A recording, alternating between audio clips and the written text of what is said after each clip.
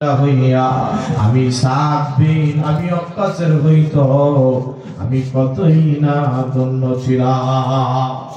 তো আমার নবীকে তারা ভালোবাসতেন, আমার নবীও তাদেরকে জীবন দিয়ে ভালোবাসতেন। কথা বলেন ঠিক না বেঠিক? আমার মুসলমান ভাইরা, আজকে বড় আফসোস লাগে, লক্ষ লক্ষ কোটি কোটি মুসলমান বাংলার জমিনে, তারপরেও কিছু নাস্তিক আমার নবীর বিরুদ্ধে কথা বলে। বলেন কথা ঠিক কিনা? পৃথিবীর জমিনে মুসলমানের সংখ্যার অভাব নাই, কিন্তু ওমরের মতো দিলওয়ালা মুসলমানের বড় অভাব। ঠিক না বেঠিক? বলে অন্যথায় আবুল সরকারের মতো নাস্তিকের বাচ্চা আমার আল্লাহর নিয়ে কটূক্তি করতে পারে না, পারে না। আমার মুসলমান ভাইরা, হযরত সিদ্দিক আকবর রাস্তা দিয়া হাঁটতেছেন, এক ইহুদি বেঈমানের বাচ্চা। আমার ভাইরা ভালো করে বুঝতে হবে, আল্লাহর বিরুদ্ধে গালিগালাজ করতেছে। কার বিরুদ্ধে? জবান খুলে বলেন, কার বিরুদ্ধে? আল্লাহকে গালিগালাজ করতেছে। সিদ্দিক আকবর জুরে একটা থাপ্পড় মারছে গালের ভিতরে। যেই মানুষটা এত দয়ালু, আরহামু বি উম্মতি আবু বকর, যেই মানুষটা এত নরম, এত নরম, অনেক নরম তবিয়তের মানুষ ছিল আবু বকর। ওই আবু বকর রাগান্বিত হয়ে ইহুদির গালের চর মারছে। ইহুদি বিচার নিয়ে পয়গম্বরের কাছে রওনা। পয়গম্বরকে যায় বলে, পয়গম্বর আপনার আবু বকর আমারে চর মেরেছে গো নবী। নবীজি বললেন, চরটা মনে হয় আবু বকর দেয় না, উমর দিছে। কে দিছে? তুমি মনে হয় চিনতে ভুল করছো। ইহুদি বলে, নবী না, আপনার আবু বকর দিছে। কয় মনে হয় তুমি আসলেই ভুল করেছো, ভালো করে বুঝা বলো কে চর দিয়েছে। কয় আপনার সাহাবী আবু বকর আমারে চর দিছে। আবু বকরকে ডাকো। আবু বকরকে ডাকা হলো, আবু বকর আপনি কি ওনাকে চর দিয়েছেন? আবু বকর বলে, আল্লাহর নবী একটা চর তো ইহুদির বাচ্চারে দিছি, আরেকটা অনুমতি দেন, আরেকটা বসান। আল্লাহু আকবার নাই নাকি? আর জোরে চিল্লায় বলেন আল্লাহু আকবার। আল্লাহর নবী আবু বকরকে জিজ্ঞাসা করলেন, কি ব্যাপার? হযরত সিদ্দিক আকবর ডাক দিয়ে বললেন, আল্লাহর পয়গম্বর এই ইহুদি আমার আল্লাহর বিরুদ্ধে কথা বলেছে। হ্যাঁ নবী, আমার বিরুদ্ধে কেউ কথা বললে, আমার বাবার বিরুদ্ধে কথা বললে আমি মনে কষ্ট নেই না গো নবী, কিন্তু আপনি নবীর বিরুদ্ধে কথা বলবে, আমার আল্লাহর বিরুদ্ধে কথা বলবে, আবু বকর মেনে নিতে পারে না, পারে না।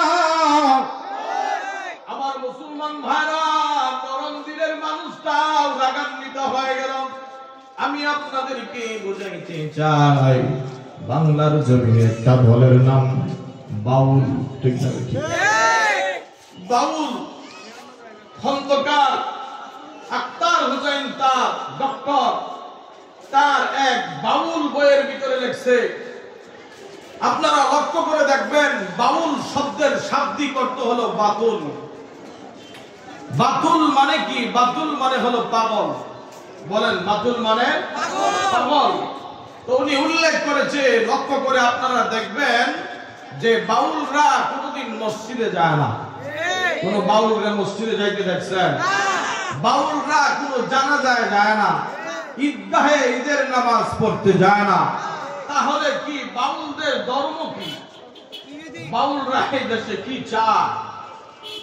বাউলরা এই দেশে আসলে তারা ধর্ম বলতে কোন ধর্মে তারা বিশ্বাস স্থাপন করে না। নাউজুবিল্লাহ।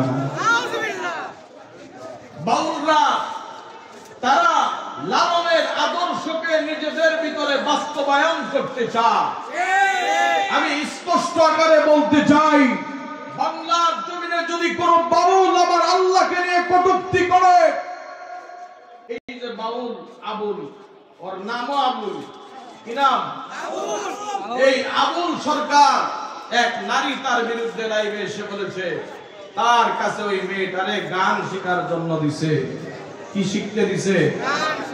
গান শিখতে যা ওই মেয়েটা 3 দিনের মাথায় এই বাউল সরকার আবুলের মাধ্যমে দর্শনের শিকার হয়েছে। নাউজুবিল্লাহ। আমরা স্পষ্ট করে বলি, বাংলার জমিনে বাউল আবুলের ফাঁসি চাই, ফাঁসি। ঠিক কিনা বলেন?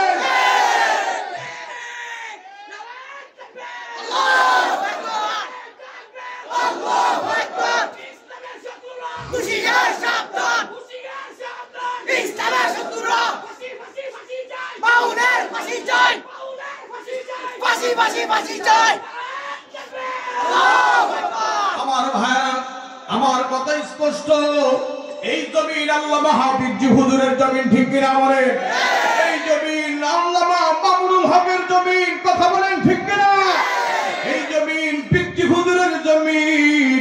এই জমিন আল্লামা ফয়জুল করিম দামাত বরকাতুহুমের জমিন। ঠিক কিনা বলেন? এই জমিনে আল্লাহর বিরুদ্ধে কথা বলবে এমন নাস্তিকের বাচ্চা এই জমিনে থাকতে পারে না, পারে না। আমার মুসলমান ভাইরা, যদি বাংলার জমিনে কোনো বাউল বাঁচতে হয়, প্রকাশ্যে মুসলিম হয়ে বাঁচতে হবে। ঠিক কিনা বলেন? স্পষ্ট কথা একটাই, বাউলরা ধর্মকে বিশ্বাস স্থাপন করে না। এরা চায়, এই বিশেষ করে দেখবেন এদের সাথে বিভিন্ন গানে গানে নারী থাকে। এই নারীগুলারে দেখলে মনে হয় একের বউ। কথা বলেন না কে? কিন্তু আসলে এদের বউ না।